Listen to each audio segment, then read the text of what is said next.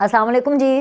देखें जी, ये घड़ी है, ये कौन सी घड़ी है? वही घड़ी है जो वक्त बताती है, किसी का अच्छा वक्त बताती है, किसी का बुरा वक्त बताती है। बुरा वक्त चल रहा है आजकल पाकिस्तान में, घड़ी चोरों का बहुत बुरा वक्त चल रहा है। चलना भी चाहिए, चोरी बुरी चीज़ होती है, नहीं करनी चाहिए। और ऐसी वाली चोरी तो बिल्कुल नहीं करनी चाहिए। अच्छा, ये घड़ी जो है ना, मैंने बड़ी संभाल के रखी हुई है, क्योंकि आपको पता है ना पाकिस्तान के अंदर घड़ी चोर बहुत ज़्यादा है। और ये मैंने इसलिए संभाल के रखी हुई है क्योंकि ये मेरी बहुत बहुत बहुत क्यूट सी, अल्लाह ताला लंबी ज़िंदगी सेहत खुशियाँ दे, मेरी भांजी की घड़ी है। वो लंदन में होती है और शी 7 years old माशाल्लाह से, और जिमल उसका नाम है। और वो अपनी ये घड़ी पाकिस्तान भूल गई थी, तो मैंने तो संभाल ली। मैंने कहा अल्लाह, कहीं पिंकी पीरनी की नज़र पड़ गई इसके ऊपर, कहीं इमरान खान की नज़र पड़ गई इसके ऊपर, कहीं इसको चुरा के ही ना ले जाएं। तो भाई मैंने तो ये घड़ी संभाल दी है। ये दिखाने का मकसद ये था कि सुना है इमरान खान साहब को एक इंतखाबी निशान की तलाश है, तो ले लो ना घड़ी। ये वाली नहीं, सिर्फ निशानी के तौर पे निशानी रख लो ना घड़ी। आप लोग क्यों नहीं मांग रहे हैं? आप घड़ी के लिए अप्लाई तो करें कि आपको वो निशान दे दे। बल्ले के पीछे हाथ धो के पड़ गए हैं, बल्ला चाहिए, नहीं मिलना आपको बल्ला, बात ख़त्म। अच्छा, आपको मेरी बात पे यकीन नहीं आ रहा, तो मैं आपको बताती हूँ कि कभी खुशी कभी गम, एक तो ये जुमला होता है, एक होता है गम ही गम, बस गम ही गम है, हर तरफ है धुआं धुआं, हर तरफ है गम गम। बस आजकल यही सूरत हाल है पाकिस्तान तहरीक इंसाफ की, आजकल यही सूरत हाल है इमरान खान साहब की। और उसकी वजह ये है जनाबे वाली कि जी आपको पता है कि जब जस्टिस अतर मिनुल्लाह साहब और सुप्रीम कोर्ट के वो जस्टिस जिन्होंने बेसिकली इमरान खान साहब को ज़मानत दी, वो ज़मानत जो इमरान खान साहब को नहीं मिली, मतलब ज़मानत मिली लेकिन वो जेल से बाहर नहीं आए, तो पता नहीं क्या मिली, जो भी है वटेवर। तो जिन लोगों ने मिठाइयाँ खाई उनको उल्टियाँ आ रही हैं, क्योंकि सुबह पहले ये डिसीजन हुआ कि अतर मिनुल्लाह साहब ने सारे जो मुकदमात थे, जितनी भी उन्होंने अपने रिमार्क्स दिए हों या जितने भी जुल्म उन्होंने गिनवाए, वो नवाज शरीफ के हवाले से गिनवाए, राइट। और बड़े आराम से जब रिलीफ देने की बात आई तो खान साहब को ठक करके रिलीफ दे दिया, राइट। अब वो रिलीफ दिया तो, लेकिन वो रिलीफ मिला नहीं, है ना। उन्होंने तो दिया ना, उन्होंने तो कहा जमानत हो गई, पर वो बाहर आए नहीं। तो जब वो बाहर नहीं आए तो सबको बड़ी परेशानी हुई कि वो क्यों नहीं आए। हम तो पहले कह रहे थे उन्होंने बाहर नहीं आना, लेकिन इसके साथ साथ एक और चीज़ भी हुई कि इलेक्शन कमीशन की टिका के क्लास ली इन तमाम सुप्रीम कोर्ट के जो जजेस थे। इन्होंने कहा कि भाई कोई लेवल प्लेइंग फील्ड नहीं, ये वो फलाना टमकाना, आप जो हैं आपका काम इलेक्शन कराना है, आप जेलों में जाके समाते कर रहे हैं, आप जो हैं आप लोगों ने अदालतें लगाई हुई हैं जेलों में जाके। अब हुआ ये कि उसके बाद तो लगा लोगों को कि भाई ये तो इलेक्शन कमीशन तो बैकफुट पे चला गया, ये तो ऐसी तैसी हो गई इलेक्शन कमीशन की, तो बहुत बुरा हुआ, तो अब क्या करना है। अभी लोग ये सोच ही रहे थे कि इलेक्शन कमीशन ने वो वाला फैसला जो महफूज था उसको गैर महफूज कर दिया। कौन सा फैसला महफूज था? कि वो जो पेशावर हाई कोर्ट ने भी बोला था कि भाई ये जो इंट्रा पार्टी इंतखाबात हैं जो पीटीआई के हुए थे, इसको लेकर के जो आपने फैसला महफूज किया है वो आप काइंडली इसको रिलीज़ करें और 22 दिसंबर तक आपने फैसले को सुनाना है।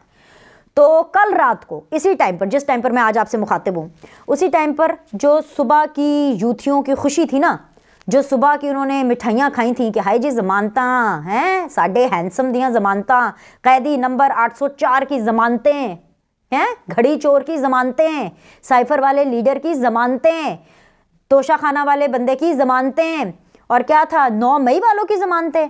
वो जो सारे बड़े खुश हो रहे थे कि जी सुप्रीम कोर्ट जिंदाबाद, सुप्रीम कोर्ट के जजेस जिंदाबाद, उन सब ने कहा इलेक्शन कमीशन की ऐसी की तैसी। उन्होंने ऐसी की तैसी कर दी इलेक्शन कमीशन की कि भाई ये क्या, क्योंकि इलेक्शन कमीशन ने अपना फ़ैसला सुनाया और इलेक्शन कमीशन के उस फैसले के मुताबिक पाकिस्तान तहरीक इंसाफ के पास कोई निशान नहीं, पाकिस्तान तहरीक इंसाफ के पास कोई बल्ला नहीं। और बुरा ये हुआ, मैंने आपको कहा था ना जब मैं वीडियो कर रही थी कि भाई मिठाइयाँ बड़ी जल्दी ना खाया करें, आप ना खाया करें मिठाइयाँ जल्दी, लेकिन उन्होंने खाई तो अब वो उल्टी होनी थी ना मिठाइयों की, क्योंकि कल रात जब 9 बजे ये फैसला आया तो तब तक नॉमिनेशन पेपर्स बहुत से लोगों के जमा हो गए थे। अच्छा, उसके अंदर भी वैसे एक कहानी है, लेकिन पहले ये मैं बात मुकम्मल कर लूँ। बहुत से लोगों के नॉमिनेशन पेपर्स जमा हो गए थे। जिन लोगों के नॉमिनेशन पेपर जमा हो कैंसिल, क्योंकि सबने बल्ले के निशान के लिए नॉमिनेशन पेपर्स जमा किए थे। जितने भी वकीलों ने जमा कराए, किसके लिए कराए? बल्ले के निशान के लिए कराए। अब उन सारों को आज़ाद उम्मीदवार की हैसियत से जो है वो इलेक्शन लड़ना पड़ेगा, क्योंकि बल्ला तो उनको नहीं मिलना भाई, बल्ला नहीं मिलना, क्योंकि इलेक्शन कमीशन कहता है कि जो इंट्रा पार्टी इलेक्शन हुए थे वो 2 नंबरी थी, वो झूठे इलेक्शन थे, वो तो एसओपी के तहत हुए नहीं, वो तो बिल्कुल ही एक सिलेक्टेड इलेक्शन थे। तो आप दोबारा इलेक्शन कराएं, सिलेक्टेड तरीके से कराएं, आपके पास से बल्ले का निशान चला गया। अब मामला ये है कि इलेक्शन होने में कम टाइम रह गए और इशू ये है कि इतनी जल्दी ये लोग एसओपी के तहत, यानी पीटीआई वाले एसओपी के तहत इलेक्शन करा करके जो है वो बल्ले का निशान वापस तो नहीं ले सकते। अगर इलेक्शन करा भी लेते हैं दोबारा तो फिर भी इस इलेक्शन में बल्ले का निशान नहीं वापस मिलता नजर आता। ये मैं आपको सीधी तरह बता रही हूँ। ऑप्शन क्या है? ऑप्शन ये है पीटीआई के पास कि या तो वो जो है सीधी सी बात है इसको जाके चैलेंज करें, पेशावर हाई कोर्ट में इन्होंने चैलेंज करना है इसको, या सुप्रीम कोर्ट में चैलेंज करना है। अभी जिस टाइम तक ये मैं वीडियो बना रही हूँ अभी इसके ऊपर मुशावरत चल रही है। पर मज़े की बात पता क्या है? मज़े की बात ये है कि जो ये पार्टी है, जो घड़ी चोर की पार्टी है, ये इसका कोई चेयरमैन ही नहीं है। 2 चेयरमैन फारिग, एक तो इमरान खान, वो तो फारिग हुए ही हुए। वो इसलिए फारिग हुए क्योंकि उन्होंने गौहर खान को बनाना था और Gauhar Khan intra party election के चक्कर में फारिग हो गए। तो सारे फारिग लोग इकट्ठे हुए हैं। अब ये जो रंगबाजियां कर रहे हैं ना कि हमसे नॉमिनेशन पेपर छीने जा रहे हैं, हमसे ये छीना जा रहा है, हमसे फलाना छीना जा रहा है, मैं आपको सीधी एक बात बताऊं, वैसे गलत है। हर एक को एक वो देना चाहिए लेवल प्लेइंग फील्ड के लिए। और अब आप कहेंगे लेवल प्लेइंग फील्ड है ना, ये इनको 2018 में याद नहीं आया था पीटीआई वालों को कि इनको भी लेवल प्लेइंग फील्ड दूसरों को देनी चाहिए थी। इन्होंने तो उस वक्त की एस्टैब्लिशमेंट के साथ मिल करके नून लीग की पूरी लेवल प्लेइंग फील्ड को तबाह बर्बाद कर दिया, पीपल्स पार्टी की लेवल प्लेइंग फील्ड को भी तबाह बर्बाद कर दिया। अब 2023 के अंदर इनको अपने लिए लेवल प्लेइंग फील्ड चाहिए, तो इसको कहते हैं जैसे को तैसा। देखें जी, मैं आपसे बिल्कुल सीधी बात करूंगी, पता क्या, मैं आपसे ये बात करती कि आप पीटीआई को लेवल प्लेइंग फील्ड दें, मैं भी जस्टिस अतर मिनुल्लाह साहब की तरह बातें कर सकती हूँ, मैं भी जस्टिस तारिक मसूद साहब की तरह बातें कर सकती हूँ, मैं भी जस्टिस वेरी ऑनरेबल मंजूर अली शाह की तरह बातें कर सकती हूँ। मुझे ये जस्टिस बहुत बहुत बहुत अच्छे लगते हैं, बहुत जमहूरियत पसंद हैं, बिल्कुल बहुत अच्छे जजेस हैं। मगर मेरा मसला ये है कि क्या इमरान खान और पीटीआई ने इस पूरे प्रोसेस में क्या कोई सबक सीखा? क्या इमरान खान और पीटीआई जो घड़ी चोर है जो कि आज निशान लेना चाहता है, दे इसको ये निशान दे इसको, क्या ये जो घड़ी चोर है क्या ये इस बात के ऊपर एग्री करता है कि इन्होंने जो इमरान खान ने जो नवाज शरीफ के साथ किया, जो नून लीग के साथ किया, जो 2018 के अंदर इन्होंने किया कि अपनी तमाम तर जो कॉलीग्स हैं उनको दीवार की अंदर चुनवा दिया, उनको अनारकली बना दिया। बाकी जिस तरह शहबाज शरीफ साहब कहते थे कि दीवार के अंदर ही चुनवा दिया था, जेलें बार बार, कैंपेनिंग का राइट नहीं दिया जाता था, कुछ भी नहीं दिया जाता है। ये आपको मैं बात बताऊं कि जो नवाज शरीफ साहब हैं वो जब ताहयात कायद बने थे तो उससे पहले उनको क्यों ये आइडिया आया कि इनको ताहयात कायद बना देते हैं, क्योंकि उनको जब डिस्क्वालीफाई किया तो उनके जिस भी नॉमिनेशन पेपर के ऊपर साइन होते थे ना अपने टिकट होल्डर के लिए, वो नॉमिनेशन पेपर एक्सेप्ट नहीं होते थे।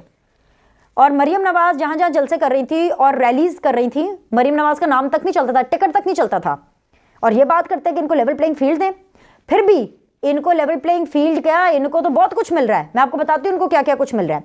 लेकिन ये जो कहते हैं ना कि जी हमसे नॉमिनेशन पेपर छीने जा रहे हैं, ये अगर ये पछताते, अगर ये माफ़ी मांगते, चले माफ़ी भी छोड़े, ये तस्लीम करें कि इन्होंने जो किया वो गलत किया, मैं आपको बता रही हूँ मैं इनके हक में लड़ूंगी। मैं लड़ूंगी कि दो इनको नॉमिनेशन पेपर। मैंने तो पहले ही कहा है, एक पेपर छिन गया दोबारा दे दो, तीसरे दे दो, चौथे दे दो। कौन से कोई सोने के भाव, कौन से इस घड़ी के भाव बिकते हैं नॉमिनेशन पेपर? ले लो यार नए कागजात नामजदगी। दूसरी बात ये कि जिन लोगों का रौला मचा हुआ है कागजात नामजदगी छीन रहे, अगर वो 9 मई वाले हैं ना जिनके कागजात नामजदगी हैं तो मत दो भाई, आप क्यों दे रहे हैं 9 मई वालों को कागजात नामजदगी? मैं आपको लेवल प्लेइंग फील्ड की एक एग्जांपल आपको लेवल प्लेइंग फील्ड की देती हूँ। हिबा फवाद साहिबा हैं, हिबा फवाद चौधरी, जो कि फवाद चौधरी साहब की एहलियाँ हैं। उन्होंने आज अपने कागजात नामजदगी जमा कराए हैं। कहाँ से जमा कराए हैं जी? NA 61 और PP 26, ठीक है। उन्होंने जब ये कागजात नामजदगी जमा कराए तो वहाँ पर उन्होंने, आई एम श्योर कि उन्होंने ही बुलाया होगा किसी को कि जी मेरी फ़ोटो शोटो बना दीजिएगा, वीडियो बना दीजिएगा। और अगर उन्होंने नहीं बुलाया तो फिर तो ये और ही संगीन इल्ज़ाम है, और अगर उन्होंने बुलाया है तो फिर भी either ways it is wrong, either ways ये गलत चीज़ हो गई। क्या हुआ कि PID का जो ऑफिशियल फोटोग्राफर है मोहम्मद अली सालार, वो हिबा फवाद चौधरी साहिबा को कवर कर रहा था, मतलब उनकी वीडियो बना रहा था, तस्वीरें बना रहा था, जैसे भी है। पता चला कि जो वज़ीर इतलात व नशरियात हैं निगरान, जिनका नाम है मुर्तज़ा सोलंकी साहब, वेरी ऑनरेबल, वो उनके साथ ड्यूटी करता है। यानी कि जो इस वक्त हुकूमत में है, और सिर्फ इसी वक्त नहीं, ये लोग हर वक्त हुकूमत में रहते हैं।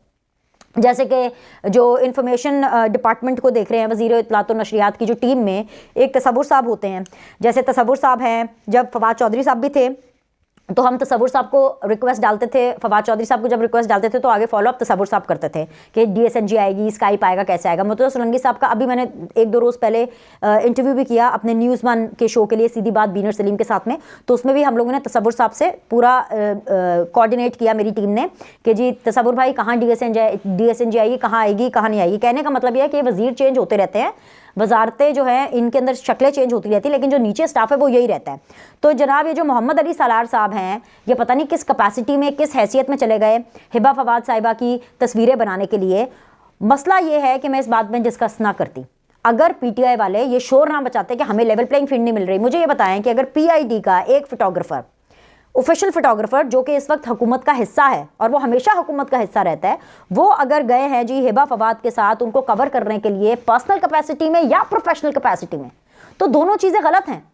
बस उसके बाद फिर मुर्तज़ा सोलंकी साहब ने हसन अयूब साहब हैं उनको ये कहा फ़ोन करके, और फिर हसन अयूब ने ये इन्फॉर्मेशन अपने ट्विटर अकाउंट पर शेयर की और उन्होंने कहा कि भाई the action will be taken and it will be address. अब आप मुझे बताएं कि क्या ये लेवल प्लेइंग फील्ड मिलना नहीं है? ये तो लेवल प्लेइंग फील्ड से बड़ा, मैं तो कहती हूँ बहुत बड़ा ग्राउंड इनको मिल गया। ग्राउंड भी छोड़े, इनको तो बड़े बड़े एकड़ों के ऊपर जमीन मिल गई है भाई। ये कहाँ होता है? और आप सुनना चाहते लेवल प्लेइंग फील्ड के इनके ढकोसले, इनके रोने के लेवल प्लेइंग फील्ड नहीं मिल रही है। हसान नियाजी कौन है? मैं उनको बहुत अच्छे से जानती हूँ, मेरे उनके साथ बड़े अच्छे ताल्लुकात थे और अभी भी होंगे, अच्छे ताल्लुकात होंगे। लेकिन मसला ये है कि उन्होंने कोर कमांडर लाहौर का जो यूनिफॉर्म था उसको उठा करके उसकी पेटियां नाप रहे थे, उसकी तौहीन की, उसकी बिस्ती प्रोग्राम किया। बेशक उनके ऊपर अभी कोई इल्ज़ाम साबित नहीं हुआ क्योंकि कोई फैसला नहीं आया, लेकिन सबको पता है। लेकिन जी उनको इलेक्शन लड़ने की इजाज़त दे दी कि जी क्या कहते हैं जी, उनको जो कागजात नामजदगी हैं वो ठीक है जी आप जमा करा सकते हैं। भाई ये तो टू मच ही नहीं हो गया कि वो अब इलेक्शन के लिए अप्लाई करेंगे? अगर ऐसे लोग इलेक्शन के लिए अप्लाई करेंगे तो आप मुझे बताएं कि क्या रियासत ये एक एग्जाम्पल सेट करना चाहती है और ये मैसेज देना चाहती है कि भाई कोई भी आए और 9 मई करके चला जाए तो हम कुछ नहीं करेंगे? तो एक मिनट रुके, यहाँ पे ट्विस्ट है भाईजान, यहाँ पे ट्विस्ट है। ये जो हसान नियाजी साहब ये जो बड़े कर रहे हैं ना कि जी मैं इलेक्शन लड़ूंगा और फलाना टमकाना कागजात नामजदगी, एकदम से इलेक्शन से पहले इनको डिस्क्वालीफाई करना है। अचानक इनको इलेक्शन लड़ने से पहले जो है वो टैंटा फिश कहानी खत्म कर देनी है और अचानक इन लोग को धचका लगना है। ये पूरी कहानी है। तो अभी भी इसके ऊपर खुशियां ना मना लेना कि जी हसान नियाजी अभी इलेक्शन लड़ रहे हैं क्योंकि जी उनके कागजात नामजदगी जो है वो जमा कराने के लिए उनको इजाज़त मिल गई है या उनको इजाज़त दे दी गई है। तो ये इजाज़त एक प्रोसेस है, ये वो प्रोसेस है जो कि उनकी डिस्क्वालिफिकेशन ना अहली तक जाता है और ये तो होकर रहेगा भाईजान, ये तो होकर रहेगा। 9 मई वालों के साथ मेरी तो एटलीस्ट कोई हमदर्दी नहीं है। तो मुझे ये ना बताया जाए कि इलेक्शन हो रहे हैं, फ्री एंड फेयर ग्राउंड क्या होती है। मुझे बताएं कि इससे पहले किस पॉलिटिकल पार्टी ने 9 मई किया है? 9 मई करने वाले, मुल्क में आग लगाने वाले, अब वो आके इलेक्शन लड़ेंगे? हैं अब वो लड़ेंगे आके इलेक्शन? मुझे बताएं खोसा साहब के कागजात को कुछ हुआ? मुझे ये बताएं कि ये लकी मरवत, क्या नाम है, शेर अफजल मरवत के कागजात को कुछ हुआ? नईम हैदर पंचोता के कागजात को कुछ हुआ? सलमान अकरम राजा के? क्योंकि ये लोग 9 मई में उस तरह से मुलविस नहीं पाए गए थे। इनको अगर कोई फर्क पड़ेगा तो वो इसीलिए फर्क पड़ेगा कि पार्टी का चेयरमैन ही कोई नहीं, दो चेयरमैन फारिग, पार्टी के पास निशान ही कोई नहीं, बल्ला इनके पास है नहीं, घड़ी ये लेना नहीं चाहते, ये निशान के तौर पर तो घड़ी नहीं लेना चाहते, ये तो चाहते हमें असल घड़ी मिले, असल घड़ियां लेनी है जे, निशानी नहीं लेनी।